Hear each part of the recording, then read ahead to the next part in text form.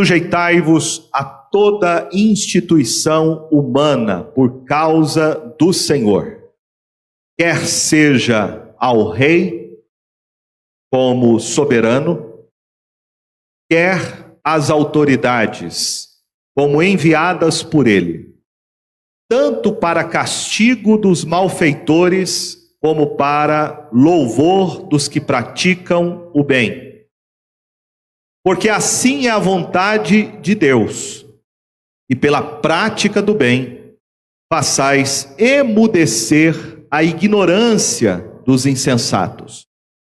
Como livres que sois, não usando, todavia, a liberdade por pretexto da malícia, mas vivendo como servos de Deus.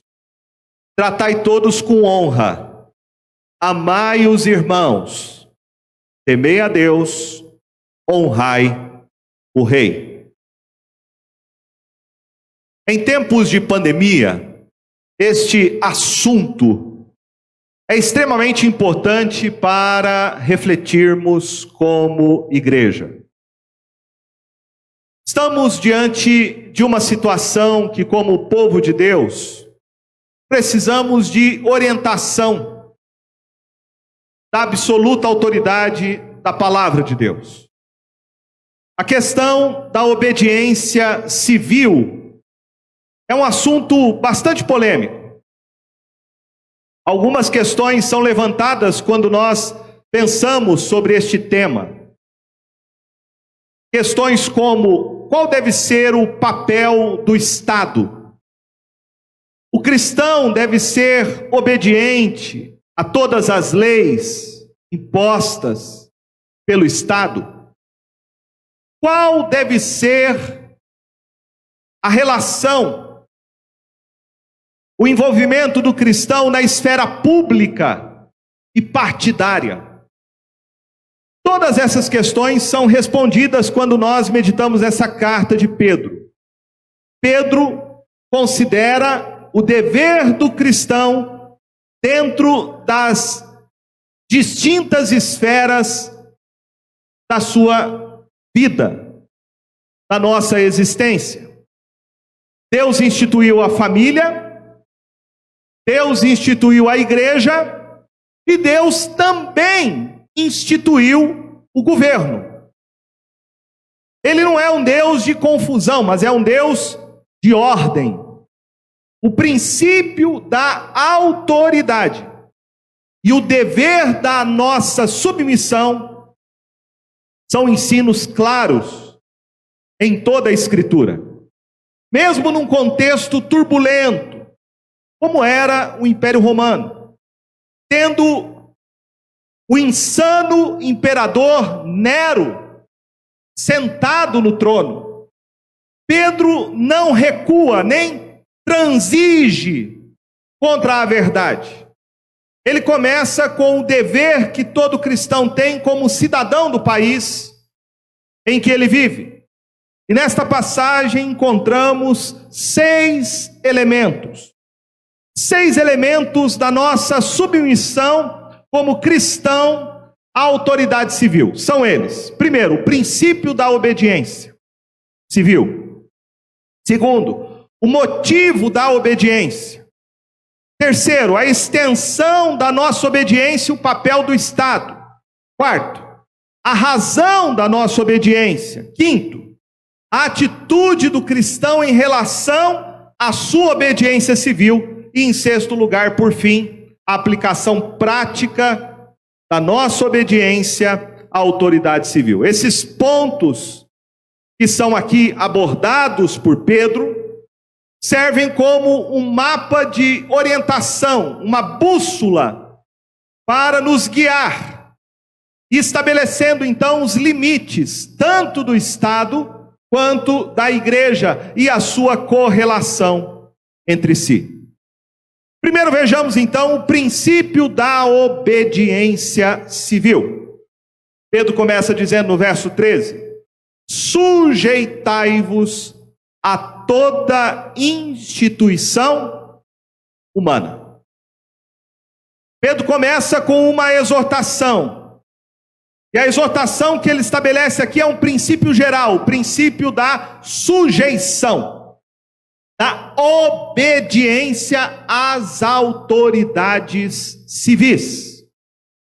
Embora o cristão, em última instância, ele não está sujeito nem debaixo de nenhuma autoridade humana, Deus ainda espera que os crentes se sujeitem voluntariamente às instituições humanas, porque foram por Ele estabelecidas. O cristão, por dever de consciência diante de Deus, ele deve se preocupar em viver de tal maneira que as autoridades civis devem ser por ele respeitadas. Aqui se levanta a seguinte questão: deve o cristão em qualquer situação obedecer às leis do Estado? A resposta é que a obediência do cristão ao Estado não é uma obediência nem cega, nem muito menos uma servidão absoluta. O senhor da consciência do cristão não é César. O senhor da consciência do cristão é Cristo Jesus. A desobediência civil somente pode acontecer quando as autoridades civis ordenem que o cristão faça alguma coisa que seja contrária à sua consciência e à autoridade de Deus sobre sua vida. O próprio apóstolo Pedro, que escreveu esta carta em determinada circunstância, na sua época, foi desobediente às autoridades civis. O texto lá de Atos capítulo 4, diz que as autoridades da sua época ordenaram que ele e os demais apóstolos não falassem nem ensinassem sobre o nome de Jesus. E diz Atos 4,16: mas Pedro e João lhes responderam: julgai se é justo diante de Deus ouvir-vos antes a vós outros do que a Deus, pois nós não podemos deixar de falar das coisas que vimos e ouvimos.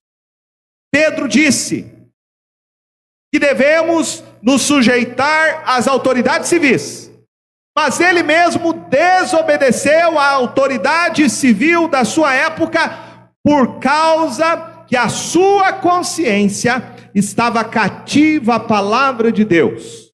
E quando qualquer poder constituído tenta silenciar a voz profética da igreja, nós não devemos obedecê-la.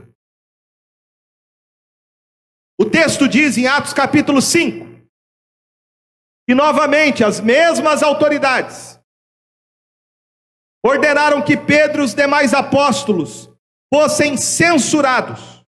Tentaram colocar uma mordaça na boca deles, para não pregarem o evangelho. E o texto diz em Atos capítulo 5, verso 27, trouxeram-nos apresentando-os ao sinédrio, e o sumo sacerdote interrogou-os dizendo: expressamente vos ordenamos que não ensinasseis nesse nome, contudo encheste Jerusalém de vossa doutrina, e quereis lançar sobre nós o sangue desse homem. Então Pedro e os demais apóstolos afirmaram: antes importa obedecer a Deus do que aos homens. Então veja que há um limite para a obediência. A obediência às leis do Estado, a obediência às autoridades civis, ela não é uma obediência nem cega e muito menos absoluta. Agora, quando não há nenhum constrangimento à consciência do cristão, onde a sua fé esteja sob ameaça, o cristão deve voluntariamente submeter-se de maneira irrestrita às autoridades civis. A palavra usada por Pedro aqui sobre obediência civil, que ele diz sujeitai-vos, era uma expressão militar, uma palavra que significa literalmente obedecer a uma autoridade. Provérbios capítulo 24, verso 21 diz: teme ao Senhor, filho meu, e ao rei, e não te associes com os revoltosos. A submissão do cristão às instituições humanas é um dever que o cristão tem, porque ele entende que as autoridades foram nomeadas e instituídas pelo Senhor. O cristão jamais deveria se envolver em movimentos que tentam promover revoluções, a não ser que haja uma razão legítima para o seu envolvimento, para a promoção da justiça e da verdade. Ou seja, existem exceções para a desobediência civil, porém a norma da vida cristã é a sua sujeição às autoridades. Deus falou, meus irmãos, ao povo que estava no exílio babilônico, por exemplo. Com um longo período de cativeiro, foram 70 anos, debaixo de um regime que era um regime totalitário.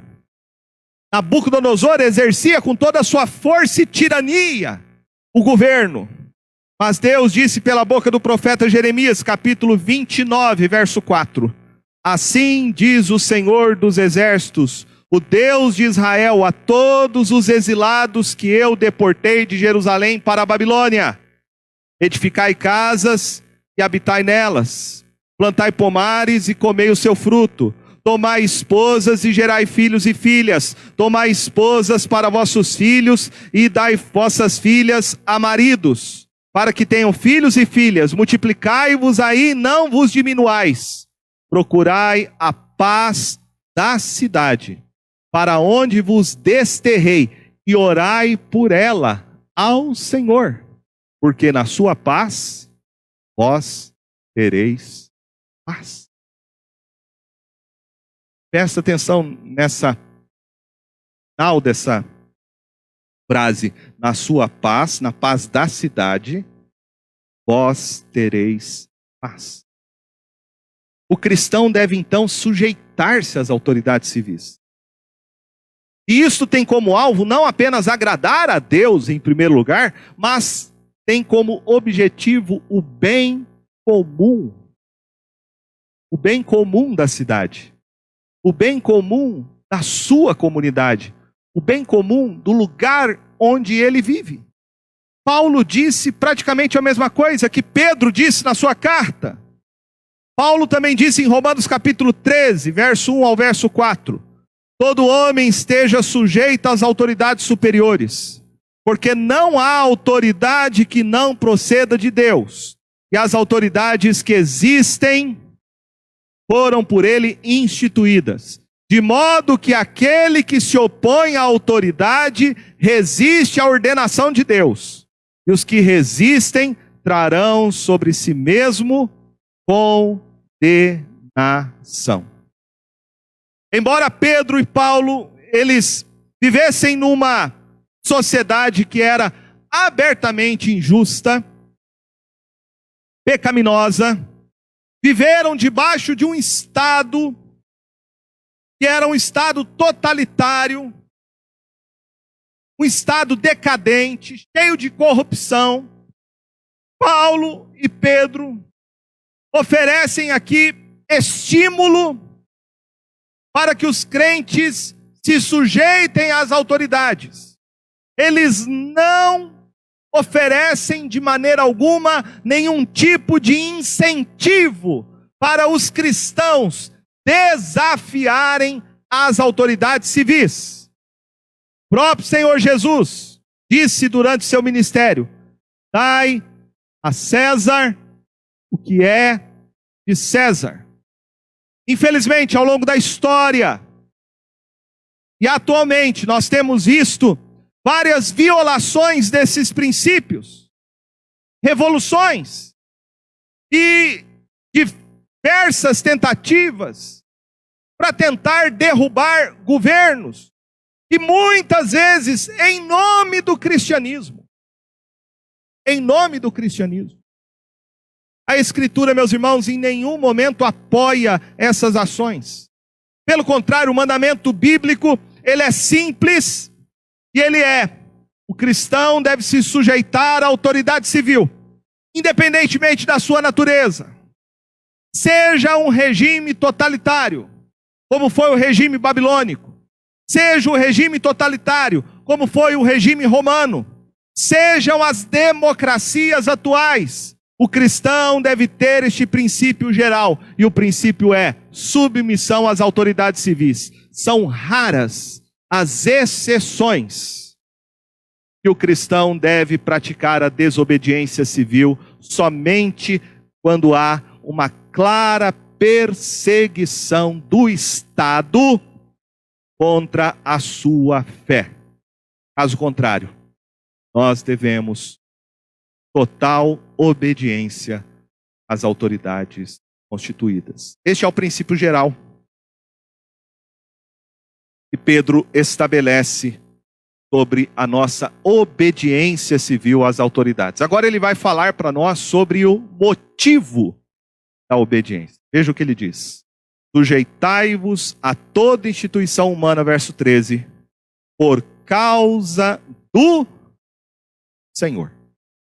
Aqui ele nos dá o motivo. Porque eu e você devemos nos submeter à ordem de obedecer às autoridades civis. E Pedro diz que é por causa do Senhor. Os cristãos obedecem porque o seu desejo é de honrar o Senhor. O cristão obedece à autoridade terrena para honrar a autoridade soberana de Deus. Todas as instituições, família, igreja, governo, todas elas estão debaixo da autoridade suprema do Senhor. Portanto, somente o Senhor tem direitos absolutos e soberanos. Além disso, o governo civil é um instrumento. Ele não é um fim em si mesmo. Os homens são meios, mas Deus é o fim e a última causa de todas as coisas. Então, todas as coisas que existem, a sociedade, as propriedades, as pessoas, tudo pertence a Deus. Ele é o Criador e somente Ele tem o direito absoluto para exercer domínio sobre tudo que Ele criou.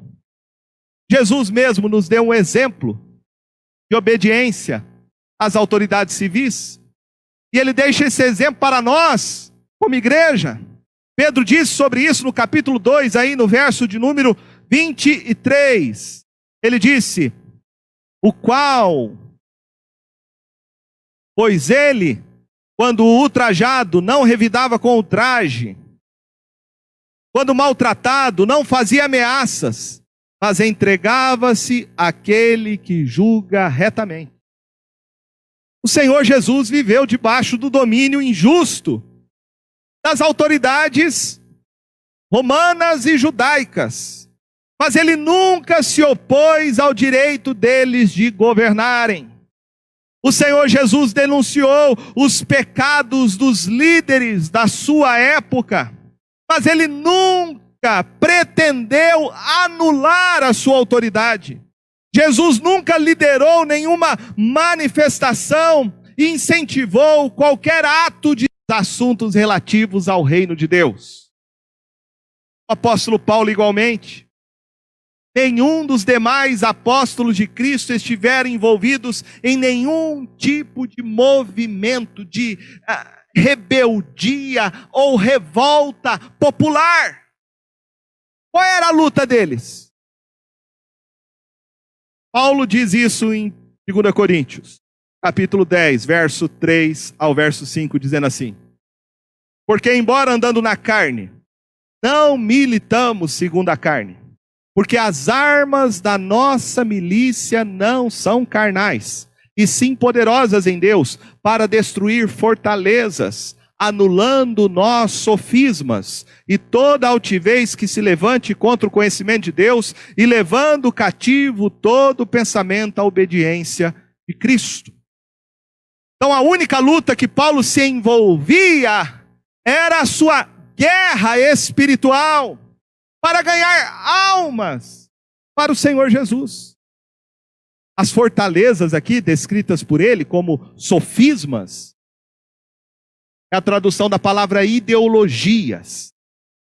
Então, a verdadeira guerra do povo de Deus, a revolução que eu e você devemos nos envolver, e nunca perder o foco, é a nossa militância cristã contra ideias, contra maneiras de pensar, contra impiedades ou contra qualquer sistema religioso ou filosófico que se levanta contra a verdade de Deus.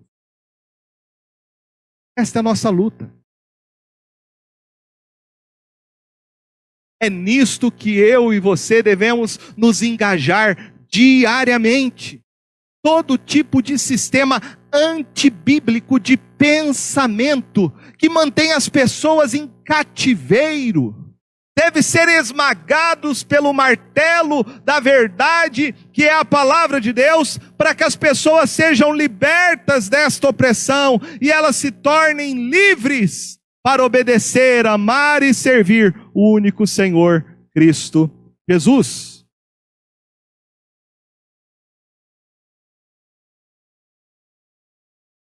Então Pedro até agora já nos falou sobre o nosso dever de obedecermos às autoridades civis. Ele já disse sobre a razão pela qual nós devemos obedecer às autoridades civis. Agora Pedro vai falar da extensão da nossa obediência e o papel do Estado. Ele diz aí, em 1 Pedro, capítulo 2, agora o verso 13, dizendo assim: quer seja ao rei como soberano. Verso 14. Quer as autoridades como enviadas por ele, tanto para castigo dos malfeitores, como para louvor dos que praticam o bem. A responsabilidade do cristão em relação às autoridades civis. Pedro fala do rei, e o rei aqui era o soberano, era o imperador. E ele fala também dos governadores, autoridades enviadas pelo imperador, com propósitos bem específicos. Aqui nós aprendemos então qual é o papel fundamental do Estado. O apóstolo Paulo lança luz sobre isso, e ele diz lá em Romanos capítulo 13, verso 3. Porque os magistrados não são para temor, quando se faz o bem, e sim quando se faz o mal. Queres tu não temer a autoridade? Faze o bem, e terás louvor dela, visto que a autoridade é ministro de Deus para teu bem. Entretanto, se fizeres o mal, teme, porque não é sem motivo que ela traz a espada, pois é ministro de Deus vingador para castigar o que pratica o mal. Quero chamar a sua atenção para algumas coisas. Primeiramente, o Estado, o governo, é uma criação de Deus. A palavra usada para instituição, tanto por Paulo quanto por Pedro, essa palavra significa organização humana. E ela está ligada a uma atividade criativa de Deus. Ou seja, Deus é quem criou todas as bases da humanidade. Deus é quem criou os governos. Deus é quem criou o trabalho. Deus é quem criou a família. Deus é quem criou a igreja. Então Pedro e Paulo estão deixando claro para nós que Deus é o criador do Estado. E eles estabelecem qual o papel do Estado como um ato criativo de Deus. E o Estado tem uma tríplice função. Apesar do mal que ocorre, porque as autoridades são compostas de pessoas, de homens pecadores, nós devemos sempre acreditar que as instituições são instrumentos usados por Deus para cumprir uma tríplice função. Veja comigo, primeiro, o Estado foi criado por Deus, primeiramente para castigar os malfeitores. Castigar os malfeitores. Punir as injustiças. O Senhor Jesus ensinou para Pedro esta lição. Quando o Senhor Jesus falou da pena capital, quando soldados vieram prender o Senhor, lá em Mateus capítulo 26, versos 52, Jesus disse para Pedro: embainha a tua espada, pois todos os que lançam mão da espada, a espada perecerão.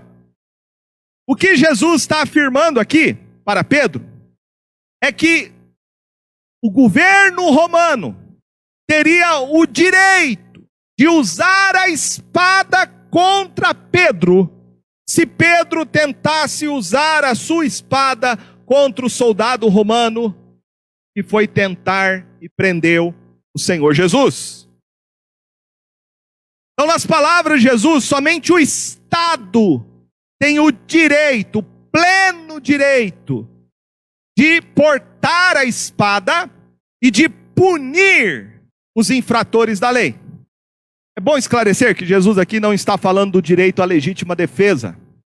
Jesus aqui não está falando do direito legítimo de você proteger a sua propriedade privada. E Jesus nem está aqui discutindo se um cristão pode ou não portar armas. Não é essa a questão.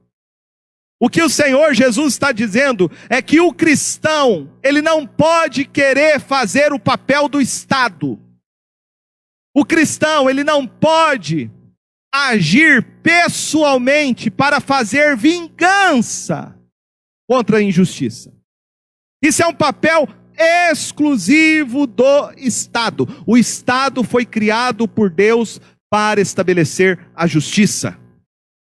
É dever do Estado, é dever da administração competente, criada pelo Estado, fazer a aplicação justa da lei. Paulo disse isso em Romanos 13, verso 4. Visto que a autoridade é ministro de Deus para teu bem.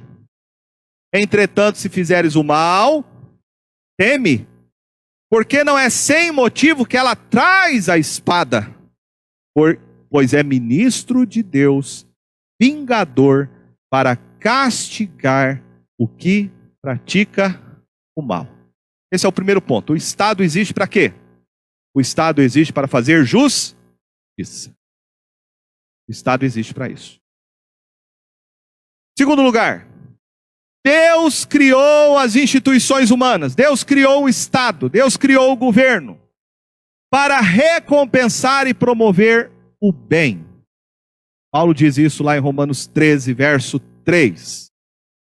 Porque os magistrados não são para temor quando se faz o bem, e sim quando se faz o mal.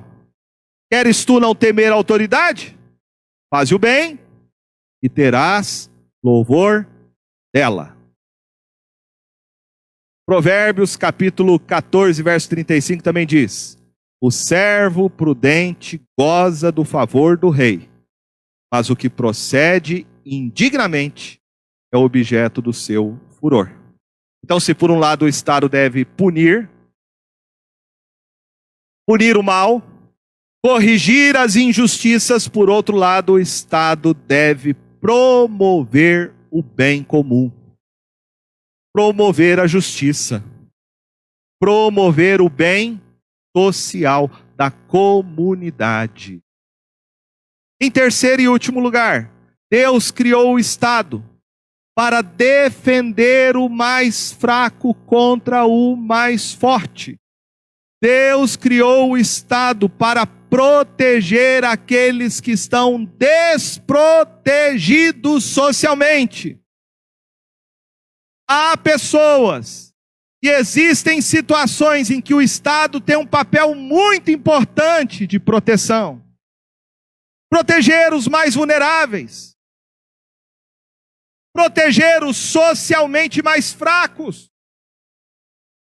Proteger aqueles que são desprovidos de condições econômicas. Proteger o mais fraco contra opressões econômicas. Proteger contra forças ideológicas que tentam subjugar, de forma às vezes tirânica, a consciência coletiva. Os mais fracos socialmente devem ser protegidos pelo Estado, para que essas pessoas consigam meios de saírem até mesmo da sua própria situação de fragilidade social e não continuarem dependendo sempre da ajuda, do sustento, da provisão do Estado.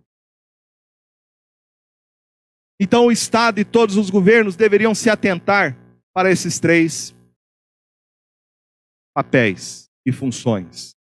Criar mecanismos para coibir a injustiça, punir aqueles que fazem o mal, promover o bem e proteger os mais fracos socialmente. Nós já vimos então até aqui que o cristão deve submeter-se ao Estado pelo seu amor ao Senhor. Que o Estado é uma criação de Deus para punir o mal, promover o bem, proteger os mais fracos. Agora Pedro fala da razão da obediência. Razão da obediência. Veja aí no verso de número 15. Porque assim é a vontade de Deus, e pela prática do bem façais emudecer a ignorância dos insensatos. A razão que Pedro nos dá para nos submetermos a todas as autoridades civis é algo bastante claro e básico. Ele diz que o cristão deve se sujeitar às autoridades civis para calar a boca daqueles que criticam e falam mal da igreja. A palavra que ele usa aqui para emudecer, essa palavra significa literalmente colocar um focinho na boca, impedindo que uma pessoa fale alguma coisa. Os ignorantes insensatos aqui não são aquelas pessoas que não apenas conhecem o Evangelho, mas são pessoas que criticam os cristãos pela sua fé que professam. Então Pedro diz que a vontade de Deus é que os cristãos se submetam às autoridades civis. Paulo disse a mesma coisa, escrevendo lá em Tito capítulo 3, verso 1 e 2. Lembra-lhes que se sujeitem aos que governam, às autoridades, sejam obedientes, estejam prontos para toda boa obra, não difamem a ninguém, nem sejam altercadores, mas cordatos, dando provas de toda cortesia para com todos os homens. Este tipo de comportamento que se espera de um cristão em relação às autoridades civis. O seu testemunho como cristão vai calar a boca daqueles que criticam a igreja. Aqueles que rejeitam o evangelho, que perseguem a igreja, eles serão amordaçados pelo testemunho da igreja, quando a igreja reconhece, quando a igreja apoia, quando a igreja colabora, quando a igreja não se torna inimiga do Estado. Veja agora o que Pedro fala da atitude do cristão em relação à sua obediência civil. Ele diz aí no verso 16: como livres que sois, não usando todavia a liberdade por pretexto da malícia, mas vivendo como servos de Deus. A atitude do cristão para manter a sua credibilidade, então, entre os incrédulos, é ele não usar o seu direito, diz Pedro, em Cristo, não usar desse direito sem ter sabedoria. Todo cristão tem em Cristo Jesus a verdadeira liberdade. Nós somos um povo livre. O cristão é um homem livre. Ele é livre da condenação, do pecado. Nós somos livres da penalidade da lei. Nós somos livres da escravidão de Satanás. Somos livres do controle do mundo. Somos livres do poder da morte.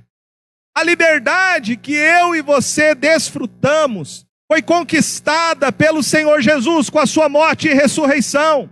Ele nos libertou. Porém, Pedro aqui nos adverte para não usarmos da liberdade espiritual que temos como uma cobertura para o mal. A palavra aqui usada como pretexto refere-se a isso.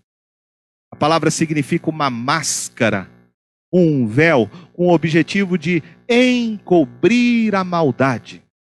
O que Pedro está dizendo é: não use da liberdade que você tem em Cristo para tentar encobrir a sua maldade. Encobrir o seu desejo por vingança. Encobrir o seu desejo por retaliação. Encobrir o seu desejo por hostilidade. Encobrir o seu desejo por desobediência. São sentimentos que eu e você, em algum grau, em algum momento na nossa vida, sempre vamos ter, quando vemos, principalmente, práticas injustas do governo. Mas Paulo diz, e Pedro também repete, que nós não podemos usar dessa liberdade em Cristo para tentar justificar a nossa malícia. Martinho Lutero falou algo muito interessante a respeito disso, quando ele falou: o cristão é um senhor perfeitamente livre de tudo, não sujeito a ninguém, mas ao mesmo tempo cristão é um servo perfeitamente obediente de todos, sujeito a todos. O cristão é livre, mas ele é livre para amar o próximo, ele é livre para servir a Deus. A palavra de Pedro é essa: viva como um servo de Deus. E a palavra aqui literalmente significa: seja um escravo de Deus à sociedade. Sirva como um escravo de Cristo. Sirva como um servo do Senhor Jesus. A liberdade do cristão não pode ser usada como uma justificativa para ele tentar arrumar uma desculpa para atacar ou tentar subverter a ordem criada por Deus, que são as instituições por Ele estabelecidas. Pelo contrário, quanto mais compreendermos que nós somos livres de todo sistema de opressão, mais eu e você entenderemos o nosso papel como servos de Cristo na sociedade. Em última instância, para ser mais claro ainda, eu e você não somos servos de nenhum vereador. de nenhum prefeito. Eu e você não somos servos de nenhum deputado. Eu e você não somos servos de nenhum governador. Eu e você não somos servos de nenhum presidente. Você é servo de Cristo Jesus. Você e eu não servimos às ideologias, sejam elas de esquerda, sejam elas de direita. Eu e você somos servos de Cristo. Você e eu não servimos a nenhum tipo de projeto de poder político, partidário. Você e eu servimos a Cristo Jesus. Ser livre por Cristo nos torna então mais conscientes do nosso papel como servos do Senhor Jesus na sociedade que vivemos. Nós já vimos então até agora que o cristão deve submeter-se ao Estado pelo seu amor ao Senhor. Senhor que criou o Estado para punir o mal, promover o bem, proteger o mais fraco. Vimos a razão da nossa obediência e agora vimos sobre a atitude do cristão neste mundo. Por fim, Pedro então encerra fazendo a aplicação do princípio da submissão do cristão ao Estado. Ele diz no verso de número 17: tratai todos com honra, amai os irmãos, temei a Deus, honrai o rei.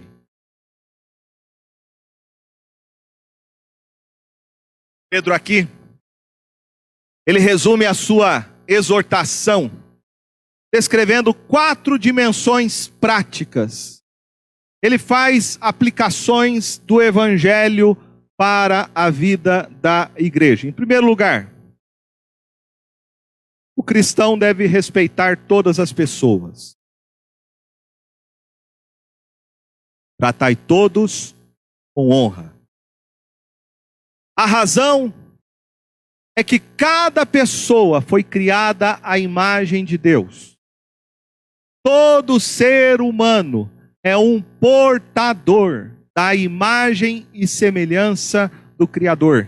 E ele carrega inerentemente algum grau de respeito por isso. Os cristãos não devem discriminar nenhuma pessoa por causa da sua raça, por causa da sua nacionalidade ou status econômico. Isso não significa que nós ignoramos as distinções que há, os níveis de autoridade, estrutura social. Mas mesmo quando nós discordamos, nós deveríamos nunca faltar com o respeito com qualquer pessoa que seja, pois todas as pessoas são portadoras da imagem de Deus. Às vezes eu vejo alguns cristãos se portando de maneira muito desrespeitosa nas redes sociais.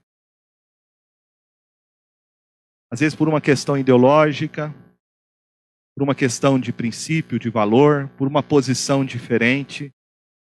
Nós temos visto hoje muitos cristãos dando péssimo testemunho nas redes sociais.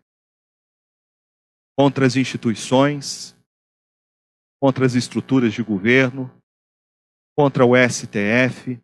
Nós podemos discordar de muitas coisas. E temos o direito livre de expressar nossas opiniões, mas nunca desrespeitar as pessoas. Tratai todos com honra, com respeito. Aqui a gente não pode deixar de pensar sobre a família. Deus estabeleceu um mandamento específico para a relação na família. Esse mandamento diz respeito à maneira como um filho deve tratar o seu pai e a sua mãe. Honra seu pai. O que é isso? É respeito. Você pode não concordar muitas vezes, somente os adolescentes, jovens que estão nessa fase da vida, contestar muita coisa. Podem muitas vezes não concordar com certas posições, mas o filho deve aprender desde cedo, deve respeitar a autoridade do seu pai e da sua sobre a sua vida. Um filho que aprende desde cedo a respeitar os seus pais como autoridade, aprenderá a respeitar as autoridades civis, aprenderá a respeitar as autoridades eclesiásticas. Um filho que aprende desde cedo esse princípio da submissão e do respeito, será um bom cidadão. Será um bom cidadão. Não vai criar confusão por aí. Eu acredito que muitos hoje que querem subverter a ordem social, é porque não aprenderam isso. Não aprenderam em casa. Não aprenderam na família, dos seus próprios pais, a respeitarem. Ou se os seus pais ensinaram, eles não aprenderam. Esse é um princípio básico. É o princípio básico estabelecido por Deus, o respeito. Você aprende em casa. E é isso que vai manter uma ordem social na família e na sociedade, porque afinal a sociedade é composta de família. A família é a base da sociedade. A família é o alicerce da sociedade, da igreja. Por isso o papel fundamental, os pais que estão aqui nessa noite. Vocês são símbolo e representam a autoridade no seu lar. A Bíblia diz isso. O pai é o cabeça, é o líder. O pai é o provedor da família. O pai é o protetor da família. O pai é o professor da família. E peçam a Deus, os pais que aqui estão, a serem bons pais para os seus filhos. A serem como o Senhor Jesus. A serem o exemplo dele. Refletirem a imagem dele na vida da sua família. Fazer do seu filho um discípulo do Senhor Jesus, ensinando ele a amar a Deus, a respeitar as pessoas, a ser submisso às autoridades. A segunda aplicação que Pedro faz aqui é da família ampliada. Ele fala agora da fraternidade. Amai os irmãos. Amai os irmãos. Fala agora da grande família, que é a família da fé, da igreja.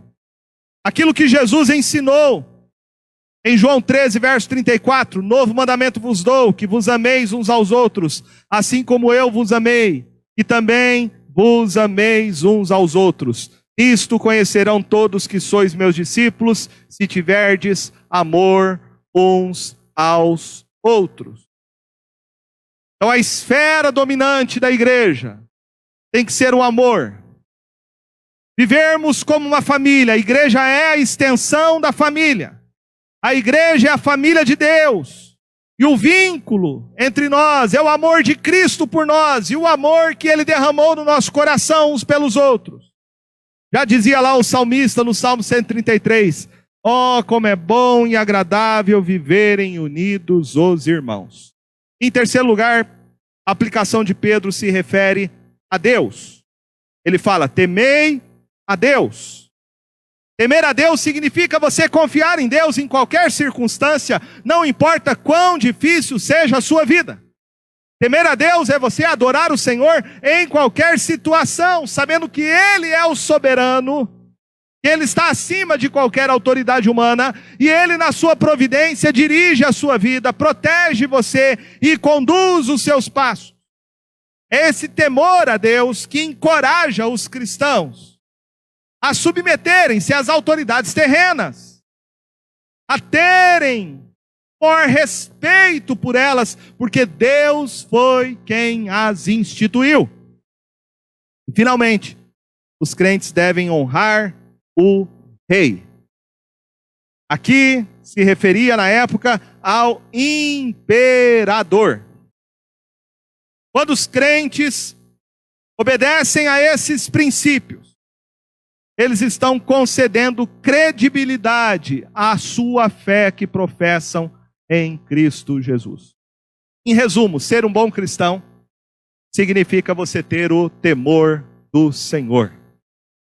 Provérbios 14, 26 diz: no temor do Senhor tem o homem forte amparo, e isso é refúgio para os seus filhos. Ser um bom pai, ser uma boa mãe, ser um bom vizinho, ser um bom membro de igreja, ser um bom cidadão. Este é o princípio básico na escola do Evangelho: respeito, obediência, sujeição às autoridades que foram por Deus constituídas. A submissão à autoridade civil é uma implementação do que poderia ser chamado de cidadania evangelística. Porque quando nós nos comportamos e nos sujeitamos às autoridades por Deus constituídas, estamos dando testemunho aos homens daquilo que cremos. Jesus disse em Mateus 5:14: vós sois a luz do mundo. Não se pode esconder a cidade edificada sobre o monte, nem se acende uma candeia para colocá-la debaixo do alqueire, mas no velador, e alumia a todos os que se encontram na casa. Assim brilhe também a vossa luz diante dos homens, para que vejam as vossas boas obras e glorifiquem a vosso Pai que está no céu. Nosso testemunho é que vai fazer diferença. Pessoas vão olhar para nós, vão ver que nós temos uma conduta por temor ao Senhor, porque amamos a Cristo, e as nossas obras, a nossa atitude, o nosso comportamento falará mais alto. A maneira como nos comportamos terá uma demonstração dessa cidadania evangelística para os homens à nossa volta. Quero convidar você nessa noite, então, a orar. Nós clamarmos a Deus pelos nossos lares, nós orarmos pela nossa rua onde moramos, pelo nosso bairro, pela cidade, pelo nosso país.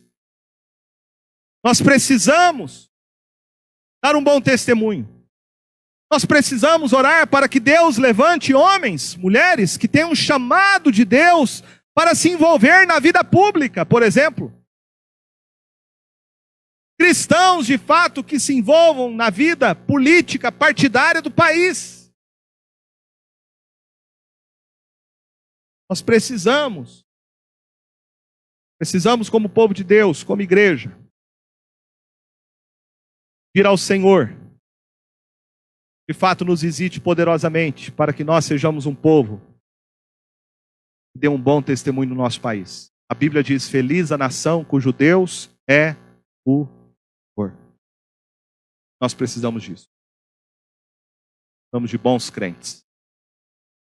Começando em casa, na rua, no bairro, no trabalho. Precisamos de bons cristãos, câmaras de vereadores, de bons cristãos nas câmaras legislativas, bons cristãos nas autarquias do governo, para termos uma nação abençoada. Você começa fazendo isso dentro da sua casa, ensinando teu filho isso, ensinando teu filho a respeitar as autoridades, começando por você, como pai e mãe. Teu filho esse seja uma bênção do Senhor na nossa sociedade, para a glória do nosso Deus. Peça ao Senhor Jesus nessa noite, como cristão, como pai, como mãe, seja qual for a sua posição na sociedade, mas para que Ele nos use de maneira positiva para transformar o lugar onde estamos, onde moramos e trabalhamos. Como Jesus comparou a ação do cristão neste mundo, Ele diz que nós somos um fermento, o fermento do reino de Deus na sociedade. Então, ser um bom cristão significa ser um bom cidadão. E peça isso para usar a sua vida. Honra e glória do Senhor Jesus. Amém?